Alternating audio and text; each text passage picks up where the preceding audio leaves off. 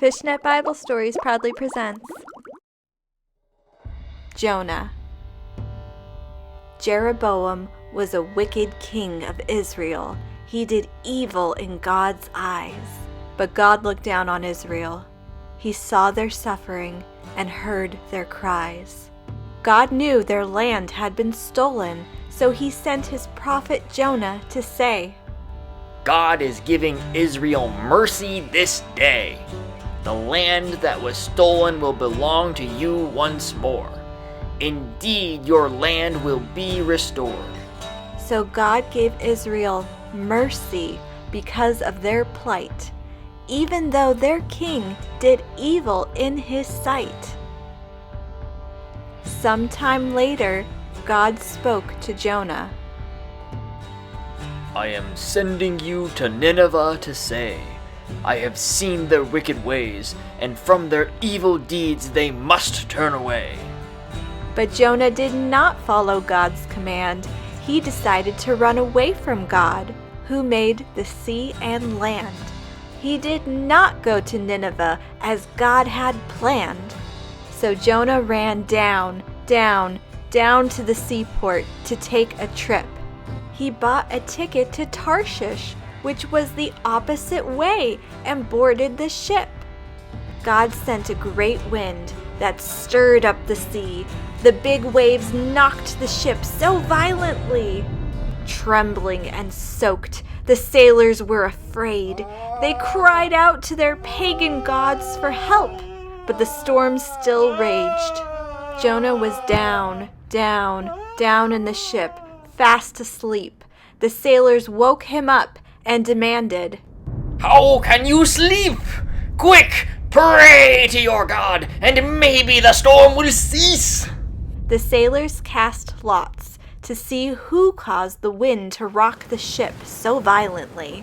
The lot fell on Jonah. They asked him, What people do you belong to, and how can this be? What have you done to your God that makes the wind rock the ship so violently?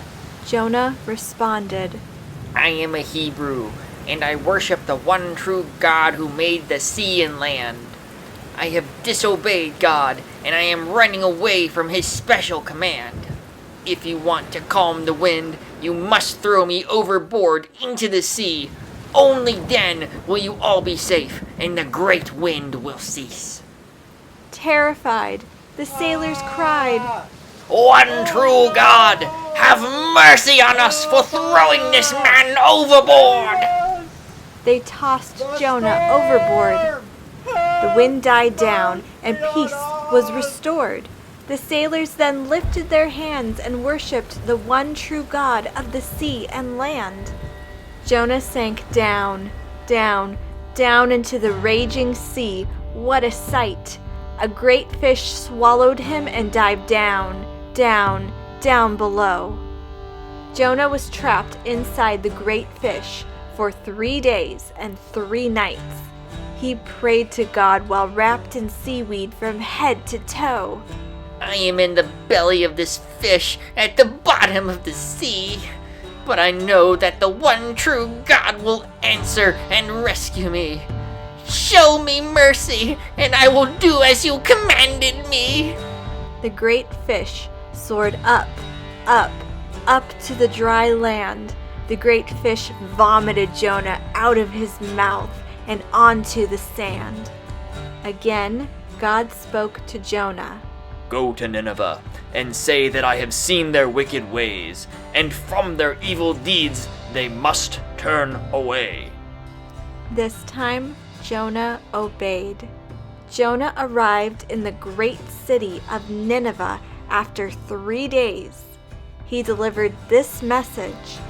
Repent, or Nineveh will be destroyed in 40 days. When the people heard Jonah's message, they were full of fear. They immediately repented, wore sackcloth, and fasted. Jonah's message reached the king's ears.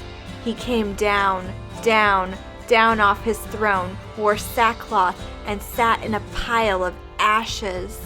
All of the people and animals will be covered in sackcloth. This is my command. All of the people and animals must fast from drinking or eating food. Everyone pray to the one true God who made the sea and land. Maybe God will have mercy on us if we do what is good. God watched the people turn from their wicked ways. He had mercy on them that day. When Jonah saw that God had mercy on the people of Nineveh, he became very, very mad.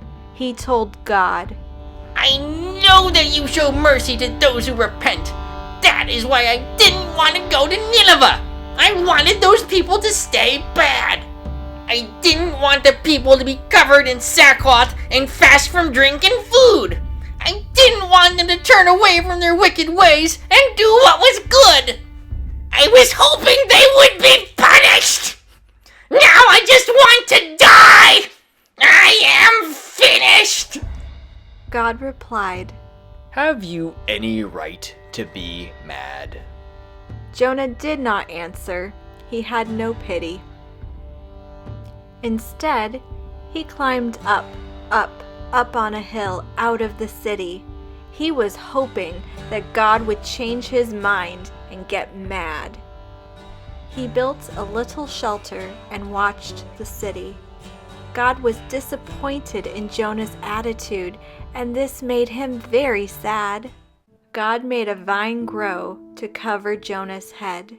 The vine gave Jonah shade, and this made him glad. He sat watching the people of Nineveh, wishing they were dead. He hoped they would stop repenting and make God mad. God made a worm to chew up the vine the next morning. The vine withered and died without warning. The sun blazed on Jonah's head. He was tired and beat. He grew faint from the heat. Jonah shouted, It would be better for me to die than to feel so bad. God replied, Do you have a right to be angry that the vine withered and died? Jonah said, Yes, I am angry enough to die. This made God very sad. God said, For a vine that you didn't plant, that died in one day, you have so much pity. Nineveh has more than 120,000 people who don't know their right hand from their left. Should I not care for this great city? And that is how Jonah's story ends. A question hung in the air. It is a question we should ask ourselves.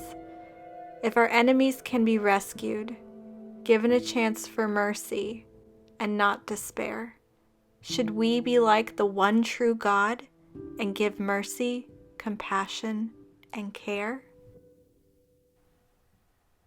Thanks for watching Jonah. Please give us a like if you enjoyed this story. Don't forget to subscribe and check out our other Bible story videos. Have a great day. Bye.